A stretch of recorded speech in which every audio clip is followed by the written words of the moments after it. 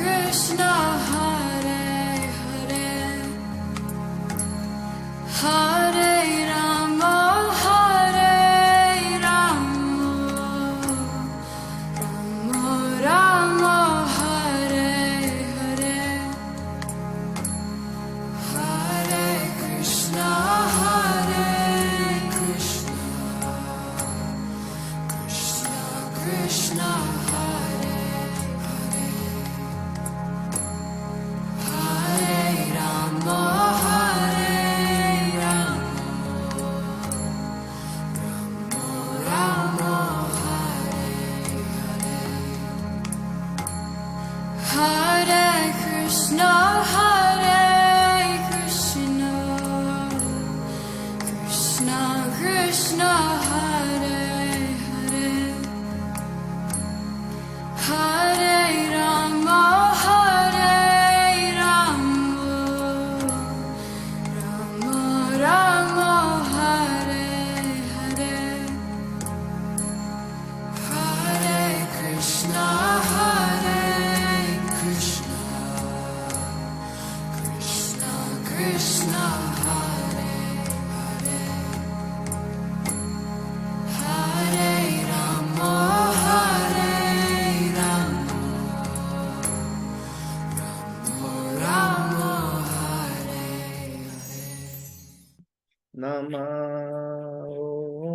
विष्णुपदाय कृष्णपृष्ठाय भूतले श्रीमते भक्ति वेदांत स्वामिन् इति नामिने नमस्ते सरस्वती देवी गौरवाणी प्रचारिणे निर्विशेष शून्यवादी पाश्चात्य दिशतारिणी जय श्री कृष्ण चैतन्य प्रभु नित्यानंदा श्री अद्वैत गदाधर शिवासादि गौर भक्त वृंद जय श्री कृष्ण चैतन्य प्रभु नित्यानंदा श्री अद्वैत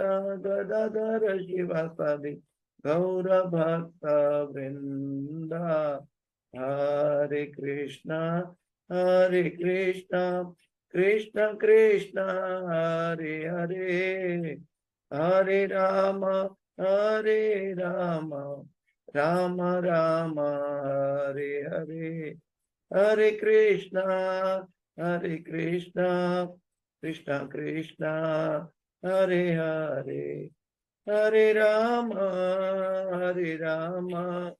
राम राम हरे हरे हरे कृष्णा कृष्ण कृष्ण हरे हरे हरे राम राम राम हरे हरे। हरि नाम संकीर्तन यज्ञ की जय। समवेत भक्त वृंद की जय। श्रील प्रभुपाद की जय। गुरुदेव महाराज की जय। हम लोग एक बार गुरु महाराज की सेहत ठीक नहीं है, तबीयत ठीक नहीं है, इसलिए गुरु महाराज का वेलबींग के लिए हम लोग सब एक बार हरे कृष्ण महामंत्र साथ में बोलेंगे। हरे कृष्णा कृष्णा कृष्णा हरे हरे हरे राम राम राम हरे हरे।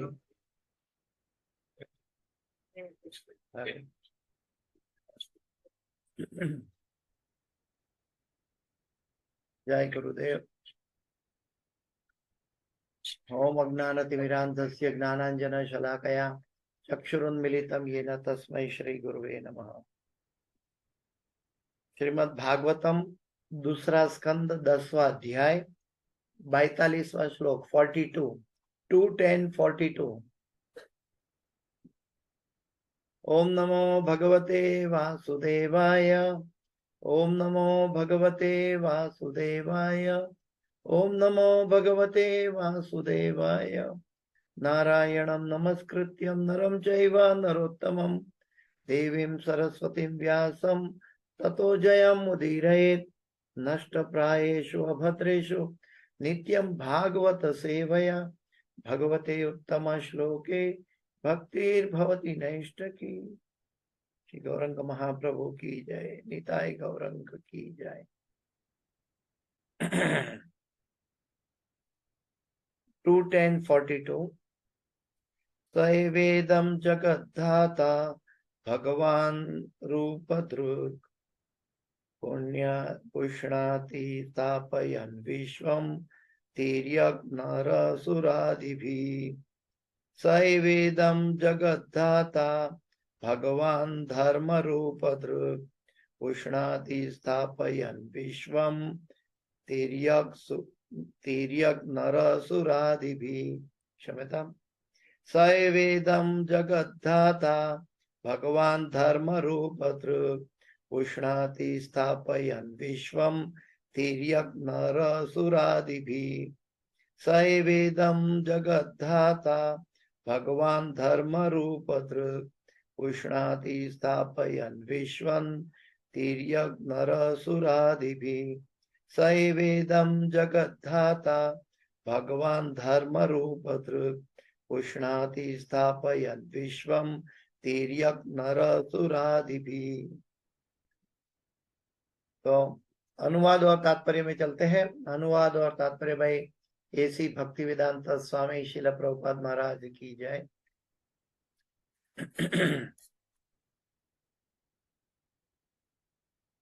वे भगवान ब्रह्मांड में सबके पालक रूप में सृष्टि की स्थापना करके विभिन्न अवतारों में प्रकट होते हैं और मनुष्यों और मानवों तथा देवताओं में से समस्त बद्ध जीवों का उद्धार करते हैं। मैं फिर से दोहराता हूं, वे भगवान ब्रह्मांड में सबके पालक रूप में सृष्टि की स्थापना करके विभिन्न अवतारों में प्रकट होते हैं और मनुष्यों और मानवों तथा देवताओं में से समस्त बद्ध जीवों का उद्धार करते हैं। समस्त बद्ध जीवों का उद्धार करते हैं। तो भगवान क्यों आते हैं, इसके ऊपर श्रीमद् भागवत का ये कथन है। गीता में भगवान स्वयं कहते हैं, परित्रणाय साधूनां विनाशाय च दुष्कृतां धर्म संस्थापनार्थाय संभवामि युगे युगे। लेकिन इसके बाद वाला श्लोक और ज्यादा कीमती है, जो ज्यादा आम लोगों में प्रचलित नहीं है। कौन सा? जन्म कर्म च मे दिव्यम एवं यो वेत्ति तत्वतः त्यक्त्वा देहं पुनर्जन्म नैति मामेति सो अर्जुन। तो वो श्लोक, दोनों श्लोक का कंबाइन इस आज के श्लोक के अंदर है। वे भगवान ब्रह्मांड में सबके पालक के रूप में सृष्टि की स्थापना करके विभिन्न अवतारों में प्रकट होते हैं और मनुष्यों और मानवों तथा देवताओं में से समस्त बद्ध जीवों का उद्धार करते हैं। तात्पर्य भाई ऐसी भक्तिवेदांत स्वामी श्रील प्रभुपाद महाराज की जय।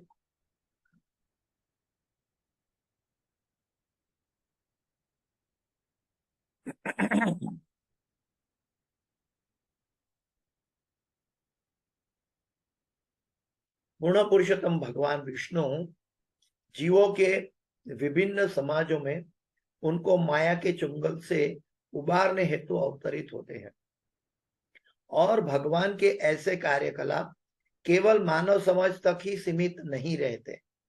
वे एक मछली, शुकर, वृक्ष तथा अन्य अनेक रूपों में अवतरित होते हैं, किंतु अल्पज्ञानी पुरुष भगवान को न जानने के कारण उनका उपहास करते हैं, चाहे वे मानव समाज में मनुष्य रूप में ही क्यों न हो।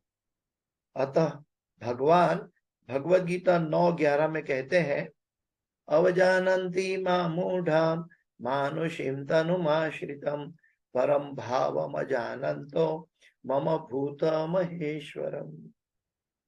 अभी यहाँ पे इतनी बात करके फिर आगे चलेंगे। तो भगवान अवतरित होते हैं। भगवान अपनी अकारण कृपा के द्वारा जीवों का कल्याण हेतु जीवों को वापस भगवत धाम जाने के लिए भगवान अवतरित करते हैं। पहले हमने देखा है कि भगवान सृष्टि का सृजन कैसे करते हैं, कि जो महाविष्णु है वो आध्यात्मिक आकाश में दृष्टिपात करते हैं, तो वहां एक कोने में आध्यात्मिक आकाश के एक कोने में जो महत तत्व कहलाता है, पूरे भौतिक जगत का कारण है, पूरे भौतिक जगत बनाने की शक्ति है, उस महत तत्व में भगवान महाविष्णु स्वयं प्रवेश करते हैं और उनकी सांस के जरिए उनके शरीर के चित्रों से अनंत कोटि ब्रह्मांड प्रकट होते हैं और अनंत कोटि ब्रह्मांड उनकी सांस वापस लेने के समय अनंत कोटि ब्रह्मांड वापस इनहेल करते हैं। तो ब्रह्मांड का सर्जन भगवान करते हैं अपने एक दृष्टिपात से, और महत तत्व की जो भगवान की आध्यात्मिक शक्ति है उनके जरिए सृजन, पालन और संहार सभी कुछ होता है। लेकिन ये सब करने के बाद भगवान स्वयं वो ब्रह्मांड में स्वयं अवतरित होते हैं, और स्वयं अवतरित होकर उनका आने का मुख्य कारण क्या है कि जो जीव बद्ध जीव है वो बद्ध जीव कैसे भगवान धाम तक जा पाए, कैसे उनका कष्ट कम हो, कैसे उनका कल्याण हो। वो अज्ञानी है, तो उनको कैसे ज्ञान प्रदान किया जाए और कैसे उनको भगवत धाम में वापस लाया जाए। जैसे एक पिता होता है तो अपनी संतान की हर एक चिंता करता है। एक संतान चली जाती है पिता को छोड़कर, लेकिन पिता फिर भी संतान को ट्रैक करता है कि मेरा बेटा कहाँ गया, मेरा बेटा क्या करता है, मेरा बेटा कब वापस आएगा। तो ये तो पूर्ण पुरुषोत्तम भगवान है और वो स्वयं सभी कुछ जानते हैं कि ये अज्ञानी बालक मेरे संतान इस भौतिक जगत में भटक रहे हैं।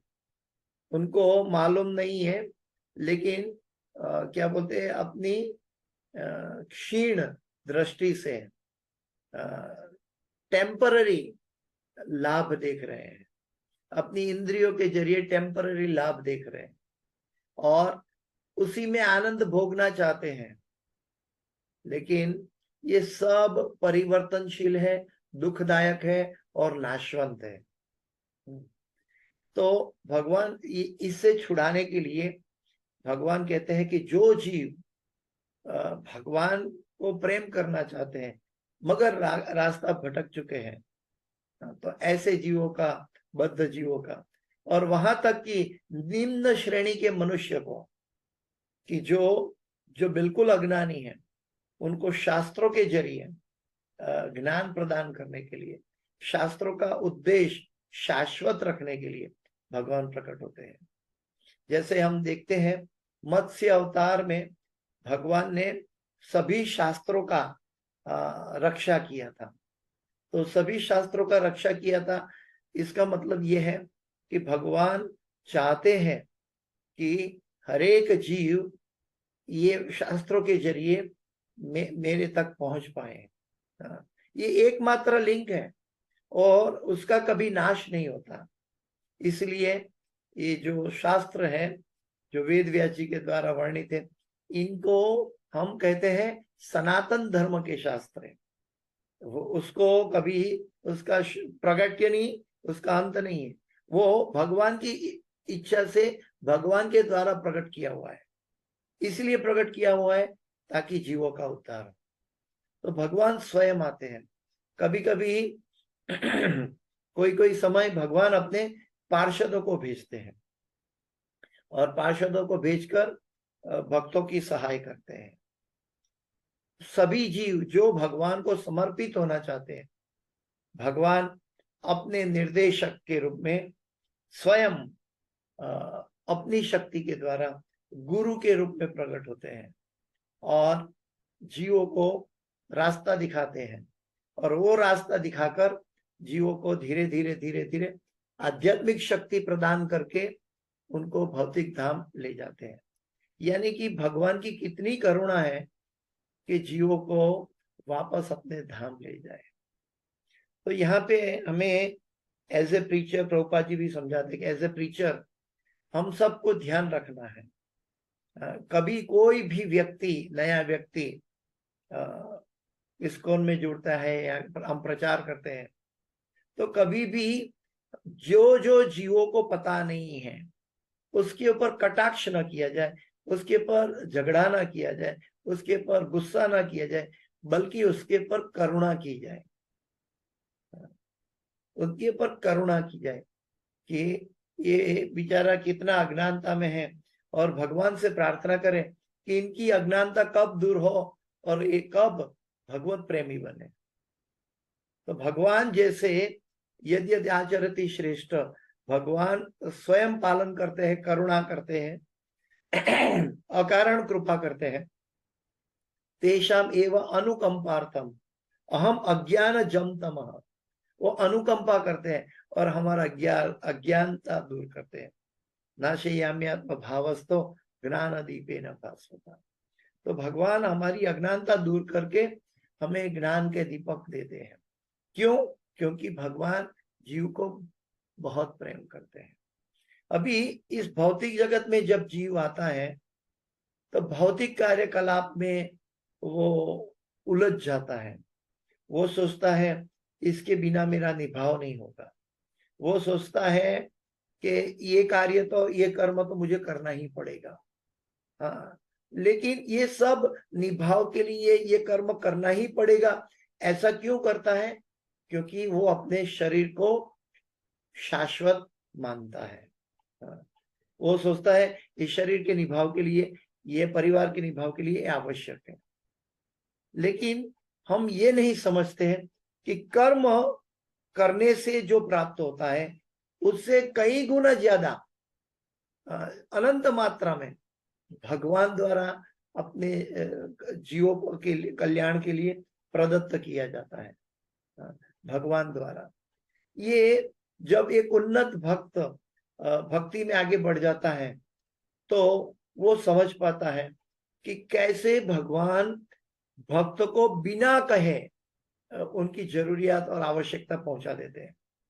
जब भगवान ने कहा है अनन्यास चिंतयन्तो मां ये जना पर्युपासते तेषां नित्याभियुक्ताना योगक्षेमं वहाम्यहम्, जब ये श्लोक कहा है तब हमें कहा कि किस बात की शंका है। हम इस भौतिक जगत में जो हमेशा झूठ बोलते हैं, जो हमेशा अपनी वाणी पे संयम नहीं रखते, ऐसे लोगों पर विश्वास कर लेते हैं। बल्कि जो श्रीमद् भगवत गीता में भगवान का अपने मुख का वचन है उसके ऊपर हम विचार नहीं करते। भगवान एक ही समय में एक ही कार्य करते हुए अनेक कार्य सिद्ध करते हैं। भगवान का अवतार होना, कहीं कार्य उनका सिद्ध हो जाता है। परित्राणाय साधूनाम भी हो जाता है, विनाशाय च दुष्कृताम भी हो जाता है। लेकिन श्रील प्रभुपाद जी ने समझाया कि भगवान का एक गूढ़ रहस्य क्या है अवतरित होने का।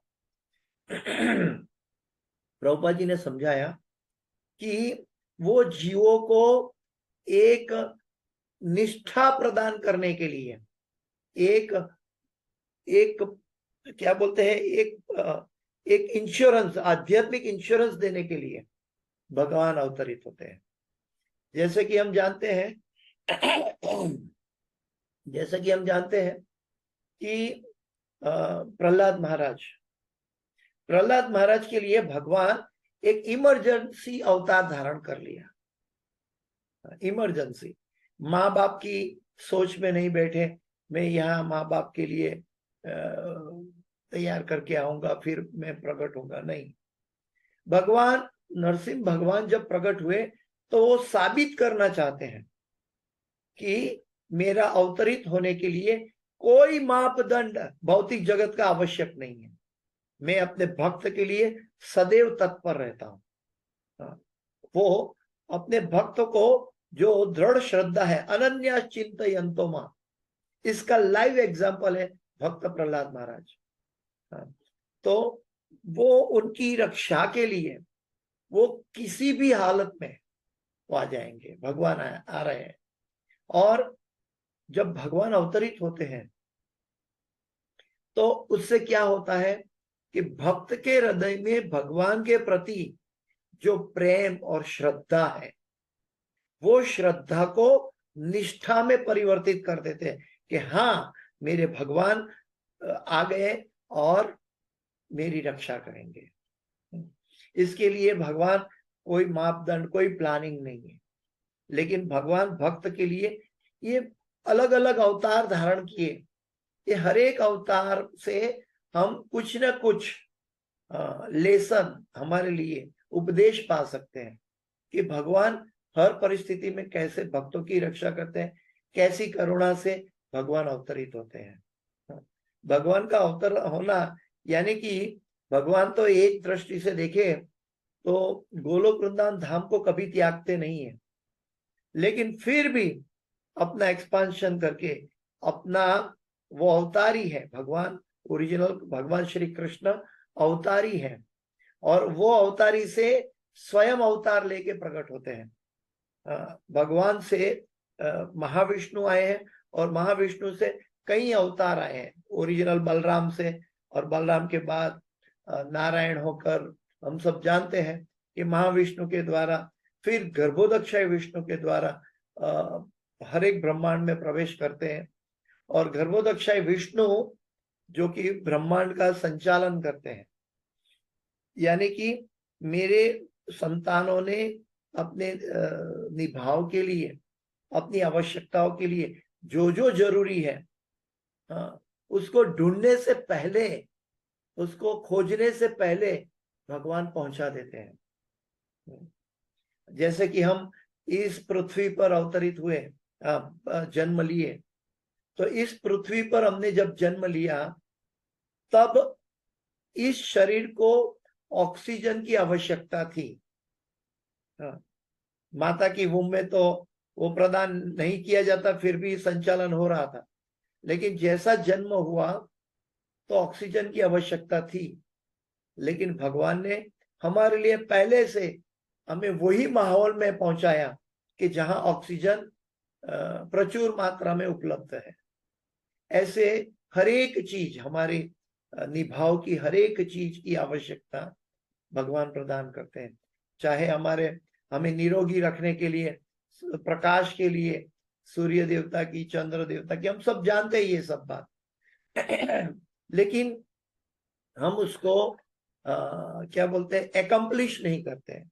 यानी कि भगवान ने मेरे लिए ये किया, उसको थैंक यू नहीं कहते। खाली थैंक यू कहने से भगवान हमारे ऊपर कितने कृपालु बन जाते हैं। भगवान कृपालु तो है, लेकिन जब वो जीव एक बार थैंक यू कहता है, थैंक यू का मतलब है हम भगवान की करुणा को समझ पाए, हम भगवान की करुणा को समझकर भगवान को ग्लोरीफाई करें। ग्लोरीफाई का मतलब है थैंक यू। तो जब भगवान को ग्लोरीफाई करते हैं कि प्रभु तुम्हारे बिना तो कुछ नहीं है। कभी कई वैष्णव आचार्यों का भजन है, उसमें वैष्णव आचार्य कई छोटे छोटे पद लिखते हैं, उसमें कई गहरी बात बता देते हैं। उन्होंने कहा कि प्रभु तुम्हारी इच्छा है हम यहाँ आए, तुम्हारी इच्छा है सृष्टि का सर्जन हुआ, तुम्हारी इच्छा है इसका लालन पालन हो रहा है, तुम्हारी इच्छा है ये है, तुम्हारी इच्छा से ये हो रहा है। ये सब भक्त अपना भक्ति में भगवान को ग्लोरीफाई करके कहता है, और लास्ट में भगवान को प्रार्थना करता है, अगर मेरी एक अभिलाषा ये है कि मुझे आपकी प्रेम भक्ति सेवा मिले, अगर मैं आप लायक नहीं हो तो तुम्हारी इच्छा के अनुसार तुम जैसा चाहो वैसा करना। ये ऐसा अपनी इच्छा प्रकट करके उसके ऊपर भगवान की इच्छा का प्राधान्य देते हैं। हमें अपनी भक्ति में कोई भी, हम भगवान की कितनी भी निपुण भक्ति क्यों ना करें, कितनी भी इंद्रियों को कंट्रोल करके हम भक्ति में ऊपर क्यों ना उठे, लेकिन हमें ध्यान रखना है कि हमारी इच्छा से ऊपर भगवान की इच्छा है। और जो भक्तगण है, तृणादपि सुनीचेन तरोरपि सहिष्णुना, जो अपने नम्रता भाव में जो भगवान को समझ पाता है, भगवान की करुणा को समझ पाता है, तो भगवान को कहते हैं कि आपकी इच्छा के अनुसार, तुम्हारी इच्छा से ये होगा, तुम्हारी इच्छा से ये पामर जीव जहां रखना चाहे, जैसा काम करवाना चाहे करवा ले। भक्ति वेदांत स्वामी श्रील प्रभुपाद जी जब अमेरिका गए तो भगवान को प्रार्थना की है। इसमें भक्ति की तत्व का गूढ़ार्थ है। वो प्रार्थना की है कि प्रभु मुझे आपका पपेट बना दीजिए, आप जैसा नचाना चाहे वैसे मैं नाचूंगा। मुझे नहीं मालूम है, मेरे अंदर कोई शक्ति नहीं है कि ऐसे लोगों को जो भौतिकतावादी है, कर्मवादी है, इन लोगों को मैं आपका ज्ञान, आपकी भक्ति पहुंचा सकूं। तो प्रभुपाद जी ने जब शुरुआत की थी तब से अपने आप को भगवान को समर्पित कर दिया, और समर्पित करके भगवान की कठपुतली बनकर प्रचार किया। यानी कि उन्होंने कभी अपने आप को क्लेम नहीं किया, वहां तक कि उन्होंने कभी अंतरराष्ट्रीय कृष्ण भावनामृत संघ बनाया, उसमें उन्होंने कभी अपना नाम कहीं भी नहीं रखा था, न अपने परिवार का नाम रखा था। लेकिन उनके शिष्यगण ने देखा कि आने वाले समय में लोग भूल जाएंगे कि इस्कॉन किसने स्थापित किया है, इसलिए उनके शिष्यगण ने उनको एक उपाधि दी अपने गुरु को, और वो उपाधि है फाउंडर आचार्य ऑफ इस्कॉन, कि जिन्होंने इस्कॉन की संस्थापना की। तो जैसे भगवान के जो प्रतिनिधि आते हैं, शक्त्यावेश अवतार के रूप में आते हैं, तो वो भी अपना कार्यकलाप, अपना नाम कहीं भी नहीं रखते हैं। क्यों? क्योंकि वो गुरु परंपरा से, सही गुरु परंपरा से जुड़े हुए हैं और श्रीमती राधा रानी की चरण कमल के संरक्षण में रहते हैं। और श्रीमती राधा रानी कभी नहीं चाहती कि लोग मुझे भजे। श्रीमती राधा रानी चाहती है कि मैं जिसकी सेवा में हूं, जो सच्ची कोई व्यक्ति मुझे प्रसन्न करना चाहता है, तो जो मैं जिसकी सेवा करती हूं उनकी सेवा वो करने लगे, तो मुझे प्रसन्नता होगी। तो श्रीमती राधा रानी क्योंकि भगवान की सेवा में निमग्न है, फोकस्ड है, इसीलिए हम भी भगवान कृष्ण की सेवा में जुड़ते हैं। वाकई में हम श्रीमती राधा रानी को प्रसन्न करना चाहते हैं, इसलिए कृष्ण भक्ति में जुड़ते हैं। और कृष्ण भगवान सुप्रीम पर्सनालिटी ऑफ गॉडहेड है, लेकिन भगवान कहते हैं मेरे भक्त वो हैं कि जो मेरी दिव्य आह्लादिनी शक्ति की संरक्षण में रहता है। महात्मा नस्तुम माम पार्थ दैवीं प्रकृति माश्रिता।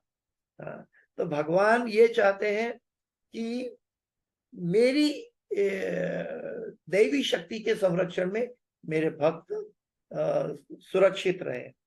तो कहने का मेरा मतलब है कि भगवान जब अवतरित होते हैं तो वो विनाशाय च दुष्कृताम करते हैं, फिर भी उसका पोषण कर रहे हैं। हम ये बात नहीं समझ पाते कि दुख आता है या विनाश होता है तो कैसे भगवान कल्याण करते हैं। जब भगवान देखते हैं कि ये व्यक्ति इतना अंधकार में है, इनके पापों की गठरी इतनी बढ़ गई है और इतनी पापों का भार से वो सही अमृत पी नहीं पा रहा है और ज्यादा पाप करते जा रहा है, तो भगवान उसका संहार करके उसके पाप को रोक देते हैं। भगवान अगर कोई सुख में छक ना जाए तो उनको दुख देकर उसको इक्विलिब्रियम बैलेंस करते हैं। भगवान की करुणा है, भगवान की करुणा दुख के अंदर भी है, सुख के अंदर भी है। तो इसलिए हम भगवान इस भौतिक जगत में आते हैं, लेकिन उनको भौतिक जगत का कोई मापदंड लागू नहीं होता। जैसे जेल सुपरिटेंडेंट जेल में मुलाकात लेते हैं तो उनको कैदी का कानून लागू नहीं होता। एक भौतिक जगत में प्रभुपाद जी ये एग्जाम्पल देते हैं। तो ठीक वैसे ही भगवान जब अवतरित होते हैं तो उसको भौतिक जगत के कानून लागू नहीं होते हैं। भौतिक जगत से उनको कोई लेना देना नहीं है, बल्कि अपनी अहेतु की कृपा के करने के लिए, जीवों पर करुणा करने के लिए वो आते हैं। इसलिए भगवत भक्त जो होता है वो भगवान के द्वारा भेजा गया गुरु के आदेश का पालन करके जब अपने आप को धीरे धीरे धीरे धीरे धीरे क्रमशः शुद्ध करता है, तब ये भगवान की करुणा उनके लिए जागृत हो जाती है। वो देखता है कि भगवान कितना मेरे लिए कर रहा है, लेकिन मैं उनको रेसिप्रोकेट तो नहीं कर पाता, कम से कम उनको एकम्प्लिश तो करूं। और तब भगवान भक्त के हृदय से भगवान का ग्लोरिफिकेशन निकलता है, भगवान का महिमा का गुणगान होता है। भगवान की महिमा का गुणगान भगवान नहीं करवाते, लेकिन भक्त का जो हृदय का प्रेम है वो करता है। हम सब मंगलाचरण करते हैं, तो मंगलाचरण क्या है? गुरु ने नहीं कहता है कि तुम मेरा गुणगान गाओ। मंगलाचरण हम इसीलिए करते हैं, भक्त के हृदय में गुरु के प्रति प्रेम है, वो प्रेम कि जिससे के साथ वो अपने आप को कनेक्ट करते हैं, भौतिक जगत को विलग कर देता है। गुरु के प्रेम, गुरु के आदर्शों के साथ कनेक्ट करने करके भौतिक जगत से धीरे धीरे धीरे धीरे विरक्ति में जाता है। इसका मतलब ये नहीं है कि वो भौतिक जगत को छोड़ देता है। हाँ, भौतिक जगत में रहकर, युक्त वैराग्य से रहकर भी वो अपने आप को कायम, शुरुआत में 2 घंटा चैंटिंग, 2.5 घंटा चैंटिंग के लिए जोड़ता है, लेकिन धीरे धीरे धीरे धीरे 10 साल 15 साल के अंदर वो अपने आप को एनालिसिस करे और 15 साल पुरानी उसकी मनोदशा को देखे, तो पता चलेगा कि वो कितना कृष्ण को धीरे धीरे प्रेम करने लगा है, कितना कृष्ण की सेवा के लिए अभी उनकी एक्टिविटी में जुड़ गया है, भक्तों के साथ, शास्त्रों के साथ, गुरु के वचनों के साथ। तो ये क्रमशः उन्नति है, और ये क्रमशः उन्नति बहुत जरूरी है, क्योंकि अगर हम क्रमशः उन्नत नहीं होंगे तो हम सडनली ऊपर भक्त बन जाएंगे, तो सडनली गिर सकते हैं अपराध करके। आपको मालूम है, जैसे पहाड़ की टोच में जाएंगे न तो एरिया कम होते जाता है, और पहाड़ की टोच में कौन रहता है? पहाड़ की टोच में कौन रहता है? जो निपुण भक्त है, भगवान तक जो पहुंचना चाहते हैं, ऐसे लोग आगे बढ़ चुके हैं।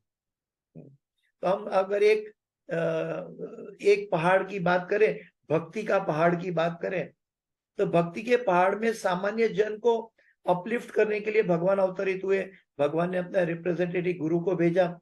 लेकिन भक्त जब अपनी साधना भक्ति से, अपनी रागानुगा भक्ति से जब ऊपर अपने आप को ऊपर उठाता है, तो वहां तो जगह कम है, क्योंकि वहां लोग कम है।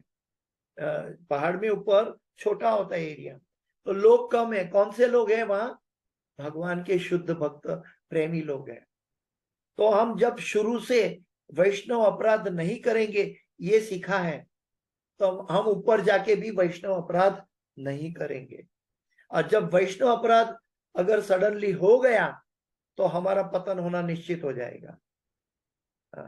इसलिए भगवान चाहते हैं कि हम स्वप्न में भी वैष्णव अपराध ना करें, क्योंकि भगवान को अपने शुद्ध भक्त, अपने प्रेमी भक्त बहुत प्रिय होते हैं, और कोई उनका अपमान करे, कोई उनको तकलीफ पहुंचाए, भगवान को सहन नहीं होता। भगवान कहते हैं तुम मुझे गाली दो, मैं सहन कर लेता हूं, मैं उसको नहीं गिनूंगा, लेकिन अगर तुमने मेरे भक्तों को तकलीफ पहुंचाई तो अब तुम मेरे पास नहीं आओगे, बल्कि उनके माफी मांगना पड़ेगा। तो मेरा कहने का तात्पर्य है कि जैसे भक्ति का पहाड़ ऊपर जाते जाते जाते छोटा दिखता है, वहां शुद्ध भक्तों को, और शुद्ध भक्त इतने ज्यादा नहीं होते, और वो शुद्ध भक्त के प्रति हमें कभी अपराध नहीं करना है। वहां तो हमें एकदम मन में विचार भी नहीं आना चाहिए अपराध का या नेगेटिव चिंतन का, क्योंकि वहां तो हम मन में भी चिंता होगी अपराध की तो भी हमारा पतन हो जाएगा, क्योंकि भगवान का जो धाम है चिंतामणि धाम है। वहां मन के द्वारा चिंतन इच्छा शक्ति में भी अपराध नहीं होना चाहिए। तो कहने का मतलब इसीलिए श्री चैतन्य महाप्रभु हमें सिखाता है कि तृणादपि सुनीचेन तरोरपि सहिष्णुना अमानिना मानदेना कीर्तनीया सदा हरिः, कीर्तनीया सदा हरिः। जब हम ये कार्यकलाप करेंगे तृणादपि सुनीचेन, तब हम सदा हरि कीर्तन कर पाएंगे। सदा हरि कीर्तन का मतलब है शाश्वत जगत जाकर भी हमारा कीर्तन चालू रहेगा, लेकिन शाश्वत जगत पहुंचने के लिए हमें तृणादपि सुनीचेन बनना पड़ेगा। इसके अलावा हाँ, हम देखते हैं भगवान के जो लीला है, भगवान के कई तरह के अवतार है, तदेकात्मा अवतार है, युग अवतार है, आवेश अवतार है, कई तरह के अवतार है, लेकिन हर एक में भगवान को अगर हम अपनी दृष्टि से देखेंगे तो भगवान ने हर एक लीला में, हर एक अवतार में जो कार्य किया वो टोटली इक्विलिब्रियम प्लेटफॉर्म पर किया या दिव्य स्तर पर किया, भौतिक स्तर पे नहीं किया। और इक्विलिब्रियम हुआ टोटली, यानी कि वो कभी पक्षपात नहीं किया, चाहे वो विनाशाय च दुष्कृतम हुआ, चाहे परित्राणाय साधुनाम हुआ। और भगवान ये सब कहकर इसके बाद वाले श्लोक में बहुत गहरी बात बता देते हैं कि भगवान अपने भक्तों को कहते हैं कि मेरा जन्म, मेरा आविर्भाव, मेरा कर्म, मेरा कार्य भौतिक कार्य नहीं है, दिव्य स्तर पर है। मुझे पक्षपात करने की और लेना देना नहीं है, न भौतिक जगत से कोई कर्म फल की स्पृह है, मुझे कर्म फल की स्पृहा नहीं है।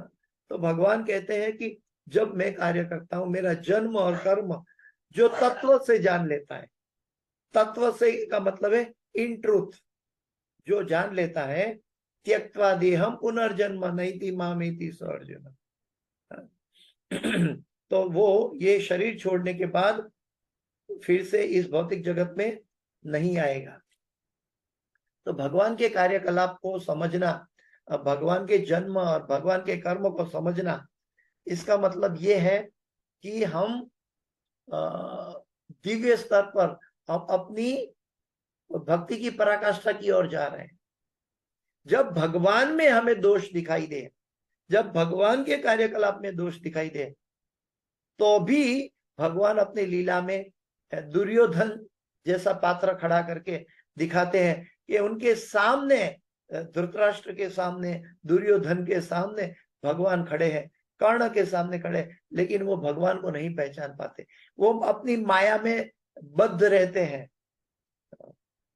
तो भगवान का जन्म कर्म च में दिव्यम, दिव्यम का अर्थ है वो भौतिक स्तर के कानून, कायदा कानून लागू नहीं होते।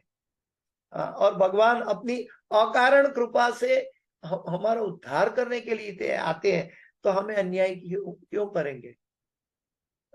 कोई एक पिता का 2 बेटा है, कोई छोटा बच्चा है 5 साल का, कोई होता है 15 साल का, तो 5 साल के बेटा को ये आधी रोटी 1 रोटी खिलाता है, 15 साल के बेटे को 5 रोटी खिलाता, 10 रोटी खिलाता है।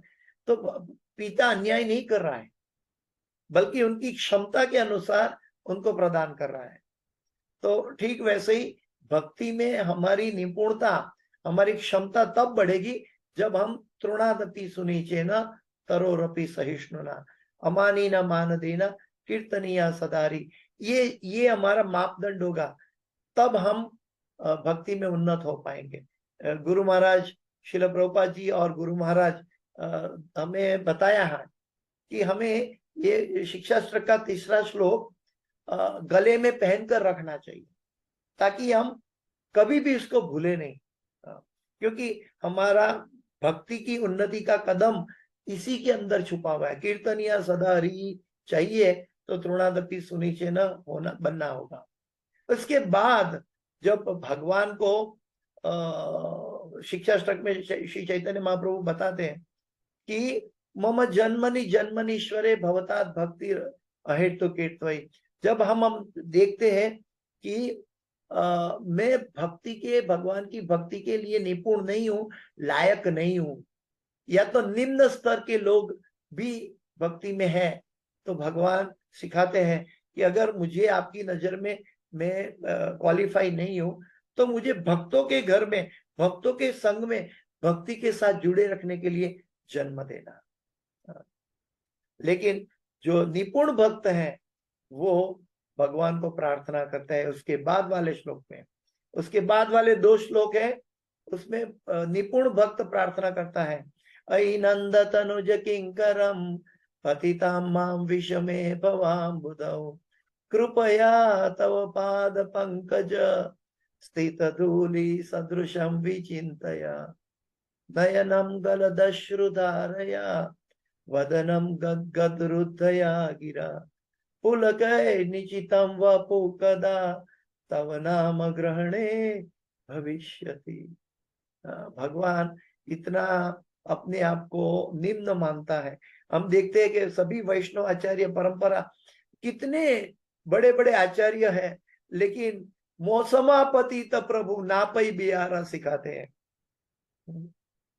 तो ये भक्त का भाव होता है कि भक्त भगवान की करुणा, जितनी करुणा आपको गहरी दिखाई देगी उतना आप अपने आप को निम्न पाओगे, और जितना निम्न पाओगे उतना भगवान का प्रेम हमारे हृदय में बढ़ेगा कि भगवान क्या करुणा कर रहे हैं मेरे लिए। तो भगवान कैसे अवतरित होते हैं, कैसे हमारे जीवों का कल्याण करते हैं, ये सब शिक्षाष्टक के जरिए, वैष्णव आचार्यों के जरिए, श्रीमद् भागवत के जरिए हम सीख सकते हैं कि कैसे हम भक्ति में उन्नति करें। आइए देखते हैं प्रभुपाद जी के तात्पर्य आगे।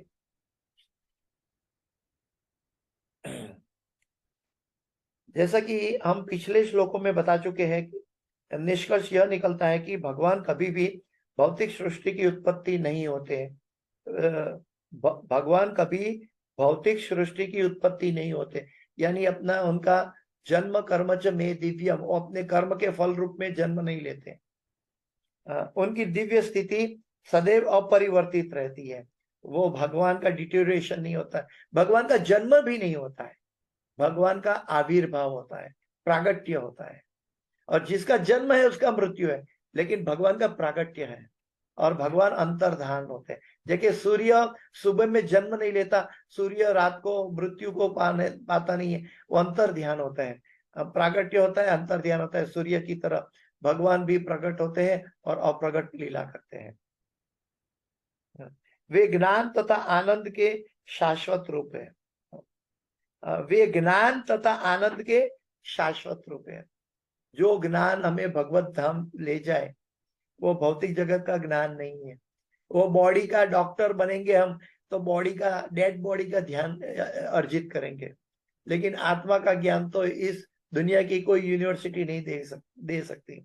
वो तो भगवान के द्वारा भेजा गया अपना प्रतिनिधि जो गुरु के रूप में मिलता है, वो शास्त्रों के जरिए हमें समझाते हैं, तब सही ज्ञान मिलता है। तो ज्ञान और आनंद के शाश्वत रूप है। हमारा जीव का कॉन्स्टिट्यूशनल पोजीशन ये है कि जीवन स्वरूप है नित्य कृष्णदास, और उसका ओरिजिनल आइडेंटिटी है आनंदमय अभ्यासात। वो आनंद की खोज में है, लेकिन वो आनंद का आगार भगवान स्वयं है, और अपनी विभिन्न शक्तियों द्वारा अपनी सर्वशक्तिमय इच्छा की पूर्ति करते हैं।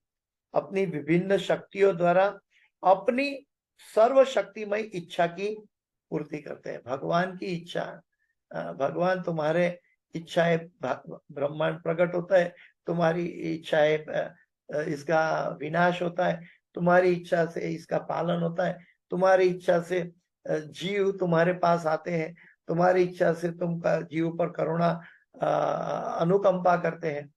तो ये वैष्णव का भजन हम देखेंगे, गाएंगे। बंगाली में कई भजन है, अभी हमने सुना था मंदिर में, आंख में आंसू आ जाते हैं कि कैसे भक्ति विनोद ठाकुर भगवान को प्रार्थना कर रहे हैं कि प्रभु तुम्हारी कृपा से क्या क्या नहीं हो सकता। मैं कितना मूर्ख हूं, मैं छोटा सा कार्य करता हूं और इसका गर्व करता हूं। मैं बिल्कुल अज्ञानी हूं। जितना हमारा मिथ्या अहंकार है उतना हम अज्ञानता में है। हमारा अज्ञानता का प्रदर्शन मिथ्या अहंकार से दिखाई देता है। इसी प्रकार वे अपने किसी कार्य के फलों को नहीं इच्छा पूर्ति, इस प्रकार वे अपनी किसी कार्य के फलों को नहीं भोगते। वे कार्य कारण के ऐसे सभी अवधारणाओं से परे है, सर्व कारण कारणम परे है, इससे अलिप्त है। यदि वे जगत में दिखते भी है तो यह प्रदर्शन केवल अंतरंग शक्ति को प्रागट्य होता है, क्योंकि वे इस भौतिक जगत की अच्छी बुरी अवधारणाओं से ऊपर है। इस जगत की अच्छी और बुरी दोनों अवधारणाओं से ऊपर है। विद्या विनय संपन्ने ब्राह्मणे कवि हस्तिनी शुनि चैन स्वपाके च पंडिता समदर्शिन। जब हम सभी जीवों में एक दर्शी बनते हैं, सभी में आत्मा और परमात्मा का दर्शन करते हैं, तब हम भगवान को समझने की शुरुआत होती है। इस जगत में मछली या शुकर को मनुष्य से निम्न माना जा सकता है, किंतु जब भगवान मछली या शुकर के रूप में प्रकट होते हैं तो वे भौतिक दृष्टि से इनमें से एक भी नहीं होते हैं। इनमें से एक भी नहीं होते हैं, क्योंकि भगवान कम्युनिकेट कैसे करेंगे? जब प्रलय होता है पानी में तो शास्त्रों का रक्षा कैसे करेंगे? तो मत्स्य अवतार लेते हुए भी भगवान भक्तों के द्वारा शास्त्रों की रक्षा करवाता है। इसका मतलब क्या है? जैसे सप्तर्षियों के द्वारा मत्स्य रूप में सप्तर्षि के द्वारा शास्त्रों की, सनातन धर्म के शास्त्रों की रक्षा की, लेकिन भगवान ये दिखाना चाहते हैं कि मैं अपने भक्त को महत्व देता हूं, भक्तों के जरिए शास्त्रों की रक्षा हुई। लेकिन हम कलयुग के इस कलिकाल के मैल के अंदर हम भक्तों को नहीं समझ पाते। हम अपना हॉरिजेंटल डिस्टेंस, हमारी नजर हॉरिजेंटल है। हम अपना दाएं बाएं देखते हैं, इसने मुझे ऐसा कहा, इसने मुझे ऐसा कहा, बल्कि हम ये भूल जाते हैं कि हम सब वर्टिकली कनेक्टेड है, प्रकृति के 3 गुण के जरिए भगवान के साथ कनेक्टेड है। तो जो भी व्यक्ति मेरे से कोई सही बर्ताव करता है या सही बर्ताव नहीं करता, तो वो हमारी दाई बाई दृष्टि से इसका इलाज नहीं मिलने वाला है। इसका कंट्रोल जो है वर्टिकल भगवान की त्रिगुणमयी माया के द्वारा या भगवान के निर्देशन के इच्छा से वो व्यक्ति हमारे साथ ऐसा बिहेव करता है। तो जो व्यक्ति हमारे साथ कोई भी बिहेव करता है उसके पीछे का कारण वर्टिकल ऊपर से आता है, लेकिन हमें दिखाई देता है दाएं बाएं कि ये ऐसा करता है, वो ऐसा करता है। तो तब हम उसके अपराधी बन जाते हैं, भगवान के भी और भक्त के भी, क्योंकि वो तो भगवान का एक पैदा बनकर आया है और हम उसको इल्जाम दे देते हैं कि वो गलत है, तो इसलिए हम अपराध कर बैठते हैं। ये भगवान के द्वारा भेजी गई हमारे लिए परीक्षाएं हैं, क्योंकि वे इस भौतिक जगत की अच्छी बुरी अवधारणाओं से ऊपर है। इस जगत में मछली या शुकर को मनुष्य से निम्न माना जाता है, किंतु जब भगवान मछली या शुकर रूप में प्रकट होते हैं तो वे भौतिक दृष्टि से इनमें से एक भी नहीं होते। यह उनकी अहित्व की कृपा है कि वे प्रत्येक समाज तथा योनि में प्रकट होते हैं। भगवान की अहित्व की कृपा है। मैं कोई भी रूप जो चाहे मैं अपना रूप धारण नहीं कर सकता, लेकिन भगवान जो चाहे रूप धारण कर सकते हैं। वहीं पे हमें समझ जाग जाना चाहिए कि भगवान का भौतिक जगत का नीति नियम लागू नहीं होता। भगवान अपने आप में एक से अनेक बन सकते हैं इस पृथ्वी पर रहते हुए। जब ब्रह्म विमोहन लीला हुई तो ग्वाल बाल सखे और गाय बछड़े के रूप में अपने आप को एक्सपांड किया, लेकिन हम ऐसा एक्सपांड नहीं कर सकते। यही एग्जाम्पल है, ये सब लीलाएं ब्रह्मा को निमित्त बनाया, लेकिन ये लीला हमारे लिए हुई, हमें समझाने के लिए कि मैं भौतिक नियमों से बद्ध नहीं हूं, मैं भौतिक नियमों से ऊपर हूं। इसलिए उन्होंने इंद्र को भी निमित्त बनाया, जय विजय को भी निमित्त बनाया, ब्रह्मा जी को एक निमित्त बनाया, प्रहलाद महाराज, ध्रुव महाराज को भी निमित्त बनाया, गजेंद्र को भी निमित्त बनाया, मछली को भी निमित्त बनाया, कुकर सुकर को भी निमित्त बनाया, चाणूर और मुष्टिक को भी निमित्त बनाया, कंस को भी निमित्त बनाया। तो भगवान किसी को निमित्त बनाते हैं, लेकिन हमें दिखाई देता है कि भगवान ने इस ऐसा कार्य किया। भगवान अपने भक्तों को बहुत प्रेम करते हैं। यह उनकी अहेतु की कृपा के अहेतु की कृपा यानी प्रेम की पराकाष्ठा की है कि वे प्रत्येक समाज तथा योनि में प्रकट होते हैं, किंतु उन्हें उनमें से एक भी कभी नहीं मानना जा सकता। भौतिक संसार की अवधारणाएं जैसा अच्छे तथा बुरे, निम्न तथा उच्च, महत्वपूर्ण तथा नगण्य जैसी अवधारणाएं यानी भौतिक भेद अवधारणाएं भौतिक शक्ति के अनुमान होते हैं, और परमेश्वर ऐसी सभी अवधारणाओं से परे होते हैं।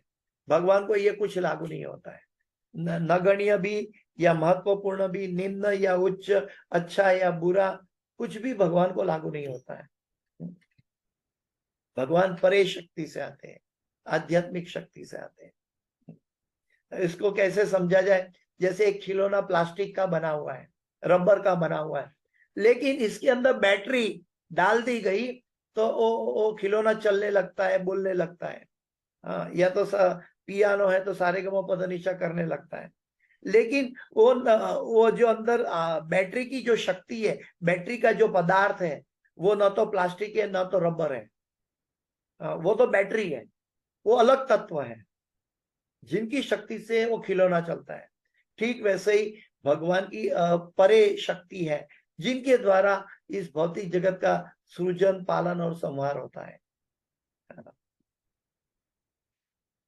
परम भावम शब्द अर्थात दिव्य स्वभाव की तुलना कभी भी भौतिक धारणा से नहीं हो सकती। परम भाव अजानंतो मम भूत महेश्वरम।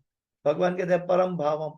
परम भावम का मतलब है वो भाव जिसकी कोई सीमा नहीं है और इसको कोई भौतिक जगत के नीति नियम लागू नहीं होता, लेकिन इसके पर वो परम भाव के अंदर सिर्फ करुणा और प्रेम भरा हुआ है, सिर्फ और सिर्फ करुणा और प्रेम भरा हुआ है। परम भाव का अर्थ दिव्य स्वभाव की तुलना कभी भी भौतिक धारणा से नहीं हो सकती। इवन भौतिक जगत में हम ऐसी करुणा और प्रेम अपने संतानों पर नहीं कर सकते। हमारे अंदर बहुत लिमिटेशंस है। हम अपनी संतानों को प्रेम करते हुए दिखाई देते हैं, लेकिन हम वो प्रेम नहीं कर सकते जो भगवान हमारे पर कर रहे हैं, क्योंकि वो असीमित प्रेम है और हमारा प्रेम सीमित और बद्ध है। अगर हमारी संतान बीमार है तो हम कुछ नहीं कर सकते। हम दवाई ला के दे सकते हैं, ठीक करना ना करना भगवान के हाथ में है। तो हमारा प्रेम, हमारी करुणा एक सीमा के अंदर बद्ध है, लेकिन भगवान की ऐसी कोई सीमा नहीं है। भगवान असीमित है। मनुष्य को यह नहीं भूलना चाहिए कि भगवान की शक्तियां सदैव एक सी रहती है, कभी घटती नहीं, क्योंकि भगवान निम्न पशुओं का रूप धारण करते रहते हैं। श्री राम, श्री कृष्ण तथा मछली, शुकर के रूप में उनके अवतारों में कोई अंतर नहीं होता। भगवान के अवतारों में कोई अंतर नहीं होता, कोई भी अवतार ले ले। लेकिन जैसे इसीलिए तो हमें आचार्यगण समझाते हैं कि भगवान की सेवा जब हम मंदिर में झाड़ू लगाते हैं या भगवान के लिए प्रसाद बनाते हैं या चैंटिंग करते हैं या भक्तों की बुक डिस्ट्रीब्यूशन करते हैं, हम कोई भी आध्यात्मिक सेवा करते हैं, सब बराबर है। जैसे भगवान के सभी अवतार बराबर है, वैसे भगवान की सेवाएं भी, कोई भी हम भगवान की सेवा करें, शुद्ध सेवा, तो सब एक सी है। ऐसा नहीं कि पुजारी जो सेवा कर रहा है, जो सामने खड़े रहा दर्शन करने वाला भक्त को वो नहीं मिल पाता। नहीं, भक्त जब वो आरती अटेंड करता है तो पुजारी को जो सेवा का भाव मिला है, पुजारी उतना ही मात्रा में उनके दर्शन करने वाले भक्त को भी मिल जाता है। वे सर्वव्यापी होने के साथ ही साथ किसी एक तथा प्रत्येक स्थान में अंतर्यामी है। किसी एक अर्च विग्रह प्रत्येक स्थान में हर एक जीव के अंदर परमात्मा के रूप में अंतर्यामी है। कण कण में भगवान है, लेकिन हर एक कण भगवान नहीं है। किंतु अल्पज्ञानी मनुष्य भगवान के परम भाव के अभाव में यह नहीं समझ पाते कि भगवान ने किस प्रकार मछली या मनुष्य का रूप धारण किया होगा। मनुष्य नहीं जान सकते। हम तो ये भी नहीं जान सकते कि माता की वूम में जो हमारा शरीर था, आज मैं 50-60 साल का हो गया, वो शरीर कहाँ चला गया। जिसके अंदर मैं रहता हूं उसका विकास को भी मैं देखता हुए भी समझ नहीं पाता कि मेरे बचपन से लेके युवावस्था, तरुण अवस्था से लेके वृद्धावस्था कैसे आ रही है। मैं अपने शरीर को नहीं पहचान सकता, तो भगवान को कैसे पहचानेंगे। हर व्यक्ति अपने ज्ञान के माप जो यहाँ पे बताया, हर व्यक्ति अपने ज्ञान के मानदंड के अनुसार प्रत्येक वस्तु की तुलना करता है। हमारी बुद्धि जहां तक जाती है वहां तक हम तुलना करते हैं, लेकिन तुलना का ये विषय ही नहीं है। ये हमारी तुलना से अतुल्य है भगवान। जैसे कोई कुपमुंडक समुद्र में समुद्र को कुएं के समान समझता है। जैसे कोई मेढक होता है, कुएं में रहता है, तो वो सोचता है कि समुद्र है, ये कुएं से डबल होगा या 10 गुना होगा या 50 गुना होगा या कुएं का पानी से 100 गुना होगा। उनकी सोच में नहीं आ सकता कि समुद्र का, वो चिंतन नहीं कर सकता कि समुद्र कितना बड़ा है। और कुएं का मेढक समुद्र का चिंतन नहीं कर सकता। ठीक वैसे ही एक तुच्छ मनुष्य, हमारे जैसे मनुष्य, हम भगवान की लीला, भगवान की करुणा, भगवान का प्रेम की सीमा का हम सोच भी नहीं सकते। कुपमुंडक कभी समुद्र के विषय में सोच भी नहीं पाता, और जब ऐसे मुंडक को समुद्र की विशालता का पता चलता है तो उसकी बुद्धि में यही सोचता है कि समुद्र कुप से थोड़ा ही बड़ा है। इस तरह जो ईश्वर के दिव्य विज्ञान को नहीं जानता, वह मुश्किल से समझ पाता है कि भगवान विष्णु किस प्रकार जीवों के प्रत्येक समाज में समान रूप से प्रकट हो सकते हैं। समान रूप से है। इसके साथ भक्तिवेदांत स्वामी श्रील प्रभुपाद के तात्पर्य यहाँ समाप्त हुए। तो भगवान कैसे अपने कार्यकलाप करते हैं। हर एक अज्ञानी है, एक अनपढ़ है, एक स्वरूपवान नहीं है, ऐसा कद्रूपा व्यक्ति है, एक स्वरूपवान है, लेकिन दोनों में भगवान बराबर है। एक अनपढ़ है, एक पीएचडी डॉक्टर है, लेकिन दोनों में भगवान समदृष्टि से देख रहे हैं। लेकिन हमारी भौतिक जगत की दृष्टि क्या करती है, ये अनपढ़ है, उसको हम ज्यादा नहीं सुनेंगे, ये डॉक्टर है, ये मेरा इलाज कर पाएंगे, इसको ज्यादा सुनेंगे। हम भेद करेंगे, क्योंकि ये भौतिक शरीर धारण किया है, भौतिक बुद्धि है। कभी कभी हम ये नहीं सोच पाते कि कभी भगवान अगर चाहे तो अनपढ़ और अज्ञानी के पास भी हमारा असली इलाज करवा सकते हैं। हम ये नहीं समझ पाते, इसलिए हमें ये सब बहाव में हम उलझ न जाए। इसलिए शास्त्र और गुरुवर्य कहते हैं, गुरु मुख पद्म वाक्य चित्ते ते कोरी ऐक्य और ना कोरी हो मने आशा। ये भगवान की अहित्व की करुणा है, भगवान की मोनोपोली नहीं है, ये करुणा है कि हम भटक ना जाए, मनुष्य नाम सहस्त्रेषु न हो जाए। हम भगवान के प्रति, भगवान का बारे में चिंतन करेंगे, भगवान की चर्चा करेंगे, तो क्या होगा। भगवान कहते हैं उसके हृदय में मैं ऐसा ज्ञान दूंगा जिसके जरिए चलकर मेरे पास आ जाएगा, और ये मेरी अनुकंपा होगी, मेरे द्वारा वो आ जाएगा।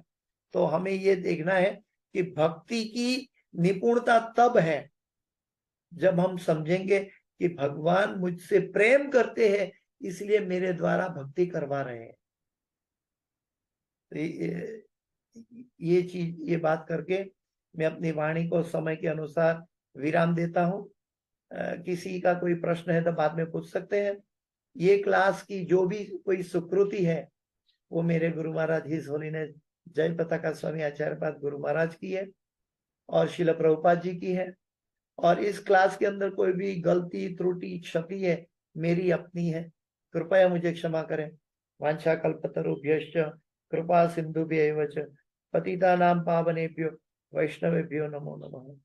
भगवान की करुणा है कि हम सब भगवान की हरि लीला हरि चर्चा करते हैं। भगवान के भक्त बाल गोपाल प्रभु जी से भक्त हम सबको जोड़ के भक्तों का माहौल देते हैं और हम भगवान के कुछ गुणगान एक छोटे बच्चे की तरह कर पाते हैं। हरे कृष्ण।